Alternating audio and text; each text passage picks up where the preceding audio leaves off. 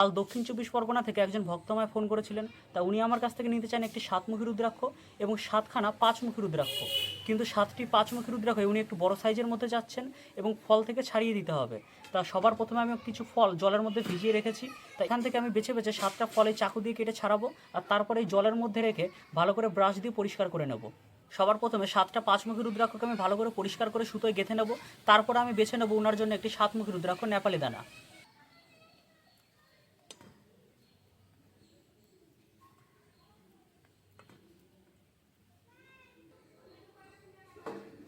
আমি ফলগুলোর মধ্যে থেকে চেষ্টা করছি একটু বড় সাইজের 5মুখী রুদ্রাক্ষগুলোকে বেছে নেওয়ার, কারণ অনেকে বড় সাইজের 5মুখী রুদ্রাক্ষ পছন্দ করেন।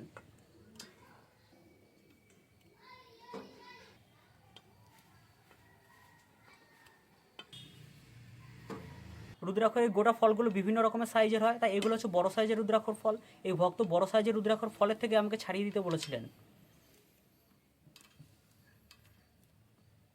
ছোট সাইজে যে রুদ্রাক্ষর ফলগুলো পাওয়া যায় ওগুলো 20 টাকা করে পিস বিক্রি করি, আর এই বড় সাইজেরগুলো 30 টাকা করে পিস বিক্রি করি। কিন্তু এগুলো 30 টাকা করে পিস হলে হবে কি, এই ফলটা সবসময় পাওয়া যায় না।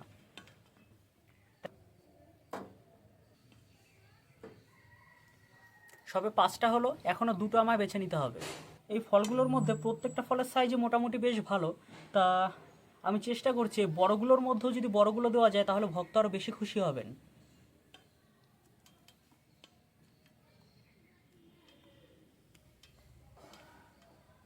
এই দেখুন আমার চাকুতে দেখতে পাচ্ছেন এই যে ছোট্ট ছোট্ট করে টুকরো পড়ছে, তো এইগুলো হচ্ছে রুদ্রাক্ষর ফলের ছাল।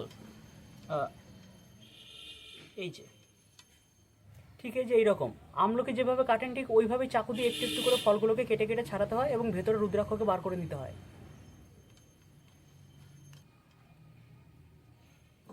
6টা হলো, লাস্ট একটা, তাহলে ওনার 7টা 5মুখী রুদ্রাক্ষ কমপ্লিট হয়ে যাবে। আমরা রুদ্রাক্ষর ফল থেকে 7টা রুদ্রাক্ষ আমরা ছাড়িয়ে নিয়েছি। এবার ফল থেকে ছাড়ানো এই রুদ্রাক্ষগুলোকে আমি এই ব্রাশটা দিয়ে আমি ভালো করে পরিষ্কার করে নেব। দেখুন দেখতে পাচ্ছেন ফলের গায়ে কীরকম ছাল লেগে রয়েছে, বোঝা যাচ্ছে না যে এটা কতমুখী রুদ্রাক্ষ এখনো পর্যন্ত। তা ভালো করে এটাকে আমি পরিষ্কার করব, তারপরে দেখা যাক এটা থেকে কতমুখী রুদ্রাক্ষ বেরোয়। উনি 5মুখী রুদ্রাক্ষ চেয়েছেন, এর মধ্যে যদি 5মুখী ছাড়া অন্যান্য কোনো মুখী বেরিয়ে যায় তাহলে আমি আবার ফল থেকে ছাড়িয়ে 5মুখী রুদ্রাক্ষ ওনার জন্য গেঁথে দেবো।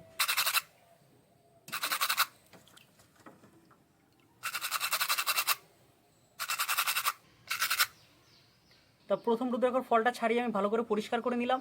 তা এটা থেকে বেরোলো হচ্ছে 5মুখী রুদ্রাক্ষ। তা উনি 5মুখী রুদ্রাক্ষই চেয়েছিলেন। 7টা রুদ্রাক্ষ আমি ফল থেকে ছাড়িয়ে নেওয়ার পরে এই জলের মধ্যে রেখে ব্রাশ দিয়ে ঘষে খুব ভালো করে পরিষ্কার করে নিয়েছি।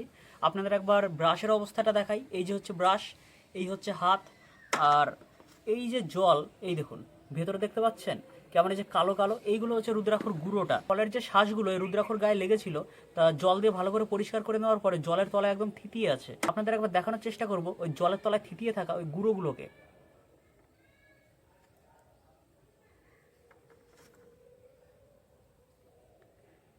এই দেখুন দেখতে পাচ্ছেন এই যে একদম দানা দানায় যে গুঁড়ো গুঁড়ো, এইগুলো হচ্ছে রুদ্রাক্ষর গায়ে লেগেছিল, ফল থেকে ছাড়িয়েছিলাম, তারপরে এই শ্বাসগুলো গুঁড়ো গুঁড়ো হয়ে এখন এই যে জলের তলায় পুরো থিতিয়ে আছে। এই দেখুন ঠিক এইরকম কিছু একটা।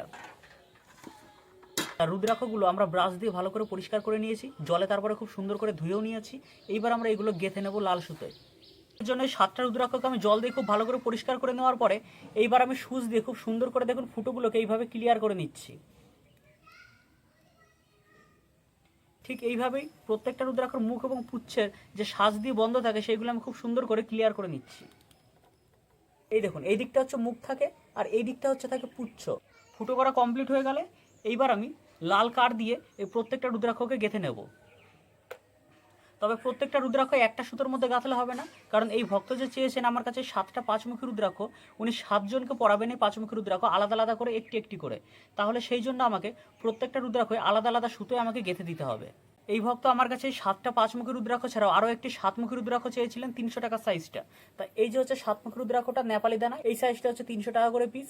তাই এই রুদ্রাক্ষটা আমি বেছে নিয়েছি ওনাকে দেওয়ার জন্য। দেখুন এইরকম হয় নেপালি দানা 7মুখী রুদ্রাক্ষ। এইদিকে হচ্ছে মুখটা আর এইদিকে হচ্ছে পুচ্ছটা। পুচ্ছের দিকটা দেখুন কেমন শ্বাস দিয়ে বন্ধ রয়েছে। এই যে শ্বাস দিয়ে বন্ধ রয়েছে যে ফুটোগুলো, এইগুলোই আমাকে সুচ দিয়ে ভালো করে পরিষ্কার করে নিতে হবে, তারপরে আমি রুদ্রাক্ষগুলোকে গাঁথবো। এই দেখুন এই যে 7মুখী রুদ্রাক্ষটা একদম মাঝ বরাবর জায়গায় প্রত্যেকটা দাগ যেখানটা গিয়ে মিলিত হয়েছে সেই জায়গায় আপনার এরকম সুচটা ঢুকিয়ে দেবেন। তারপরে এইভাবে ধরে হালকা এইভাবে জাস্ট গোল গোল করে ঘোরাবেন। তাহলেই দেখবেন সুচটা এরকম ধীরে ধীরে ভেতরের দিকে ঢুকে যাচ্ছে। এই দেখুন এইরকম কিছু একটা দেখেছেন, টান দিলাম বেরিয়ে গেল সুচটা। তার মানে কি, এই দেখুন ভেতরে যে ফুটোটা থাকে সেটা পুরো ক্লিয়ার হয়ে গেছে। দেখেছেন এই প্রান্ত থেকে আপনারা কেমন ওই প্রান্তও দেখতে পাচ্ছেন। ঠিক এইরকম এই জিনিসটার কথাই আপনাদেরকে বলছিলাম। এই রুদ্রাক্ষর ভেতরে একটা অঙ্কুরও থাকে। তা কিছু রুদ্রাক্ষর ক্ষেত্রে সে অঙ্কুরটা বেরোয়, কিছু রুদ্রাক্ষর ক্ষেত্রে সে অঙ্কুরটা বেরোয় না, ভেতরেই রয়ে যায়। এই দেখুন মুখের ওপরে দেখছেন একটা অঙ্কুর মতো রয়েছে, এই যে বন্ধ হয়ে রয়েছে ফুটোটা, ওপর দিয়ে কিছু একটা বেরিয়ে আসছে, এইটাই হচ্ছে অঙ্কুর। সাতমুখী রুদ্রাক্ষর ফুটোগুলো আমি খুব সুন্দর করে পরিষ্কার করে নিয়েছি। এই আমি লাল কার নিয়ে বসবো এই প্রত্যেকটা রুদ্রাক্ষকে গাঁথার জন্য। একটা দুটো রুদ্রাক্ষর ক্ষেত্রে আমরা ছোট ছোট করে সুতো কেটে নিই, আর তারপরে একটা একটা করে আমরা রুদ্রাক্ষ গাঁথি। কিন্তু যখনই প্রসঙ্গ ওঠে যে 5টার উপরে আমি রুদ্রাক্ষ গাঁথবো, 5টা 7টা 10টা, সেক্ষেত্রে এই 7টা রুদ্রাক্ষ গাঁথার মতো যতটা পরিমাণ লাল সুতো আমাদের প্রয়োজন ঠিক ততটা পরিমাণ আমি লাল সুতো কেটে নিয়েছি। তাই এবার আমি কি করবো, প্রত্যেকটা রুদ্রাক্ষ আমি একসঙ্গে ভরে দেবো এবং একটা একটা করে টেনে নিয়ে যাবো শেষ প্রান্তে। দুপাশে একটা একটা করে গিট দিয়ে আমি পরিমাণ মতো সুতো কেটে নেবো। এর ফলে কি হবে, আমাকে বারবার এই কট সুতোটা দড়ি থেকে খুলতে হবে না এবং বারও করতে হবে না। এই যে হচ্ছে কট সুতো, যেটার আমি ব্যবহার করি রুদ্রাক্ষ গাঁথার জন্য। এইরকমভাবে সুতোর ভেতর দিয়ে পরিয়ে দিলাম। এই দেখুন দুটো কট সুতোকে এরকম একসঙ্গে ধরবেন আর নিচের লাল সুতোটাকে জাস্ট এইভাবে রেখে ছেড়ে দেবেন। রুদ্রাক্ষর মাঝখান দিয়ে কট সুতোটাকে এইভাবে আপনারা ভরে দেবেন। তারপরে এই দুটো কট সুতো একসঙ্গে এইভাবে ধরবেন আর রুদ্রাক্ষকে হালকা জাস্ট টান দেবেন এরকম নিচের দিকে। এই ছেড়েছেন, এই রুদ্রাক্ষটাকে হালকা যেই টান দিলাম আর দড়ির ভেতর দিকে এরকম গাঁথা হয়ে গেল। ঠিক এইভাবে আমরা প্রত্যেকটা রুদ্রাক্ষই গেঁথে নেব। এটা 3 নাম্বার।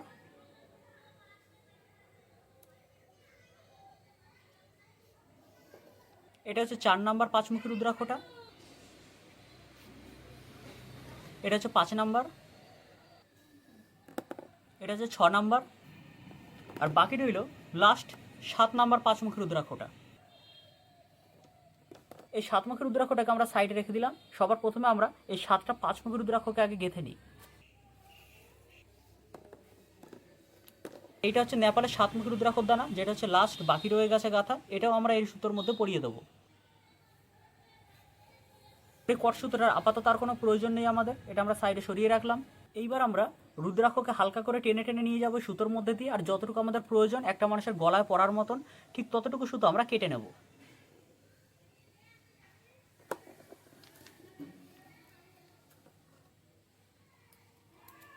সাতমুখী রুদ্রাক্ষ সুতোটা আমাদের কাটা হয়ে গেছে। এইবার আমরা এইভাবে ডালার উপরে একটা একটা করে সাজিয়ে রাখবো।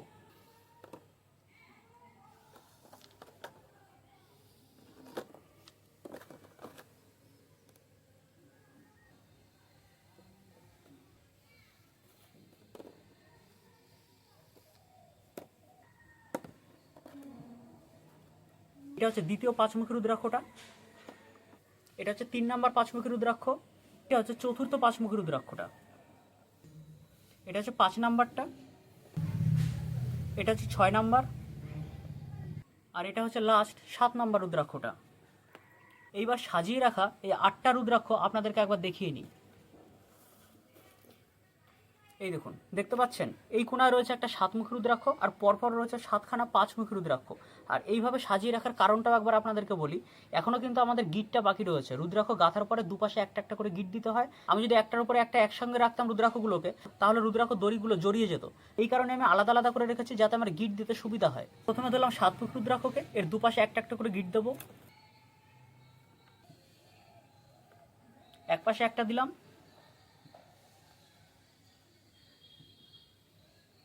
আর এই পাশে আর একটা। 7মুখী রুদ্রাক্ষ গিট দেওয়া আমাদের কমপ্লিট হয়ে গেছে। এইবার আমরা ধরলাম 5মুখী রুদ্রাক্ষকে। এটা হচ্ছে প্রথম 5মুখী রুদ্রাক্ষটা, যেটা আমি গিট দিচ্ছি। এটা হচ্ছে দ্বিতীয়টা।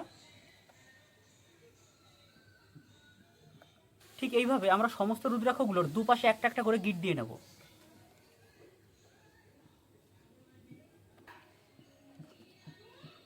সবগুলো রুদ্রাক্ষতে আমি গিট দিয়ে নিয়েছি। এইটা হচ্ছে লাস্ট যেটা বাকি রয়েছে। এক পাশে একটা গিট দিলাম আর অন্য পাশে এই যে আরেকটা।